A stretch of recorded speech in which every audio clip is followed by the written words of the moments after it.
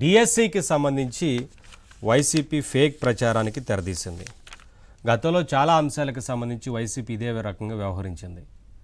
పదే పదే ప్రభుత్వం ఏ కార్యక్రమాలు చేపట్టినా, లేదంటే సంక్షేమ పథకాలు ప్రారంభించినా, ఉద్యోగాల భర్తీకి సంబంధించి ప్రక్రియ ప్రారంభించినా, పూర్తయినా ఏదో ఒక రకమైన ఫేక్ ప్రచారానికి వైసీపీ తెరదీస్తూ ఉంది.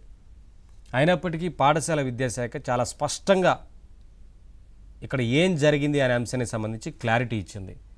ఎవరెవరైతే వైసీపీ అధినేత జగన్మోహన్ రెడ్డిని కలిశారో, ఎందుకు రాలేదు అనే దానికి సంబంధించి ఉద్యోగాల విషయమై పూర్తిగా ఒక క్లారిటీ ఇచ్చింది.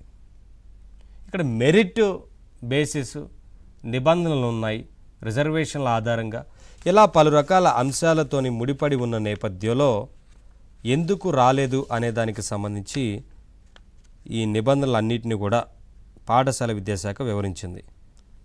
ఇట్లా హారిజంటల్ రిజర్వేషన్ విధానం, అంగవైకల్య నిబంధనలు, తప్పనిసరిగా చదవాల్సిన సబ్జెక్టుల నిబంధనలను సవివరంగా వివిధ దశల్లో వివరించారు. అయినా సరే డిఎస్సిలో అక్రమాలు జరిగాయంటూ వైసీపీ ఫేక్ ప్రచారానికి తెరదీసింది.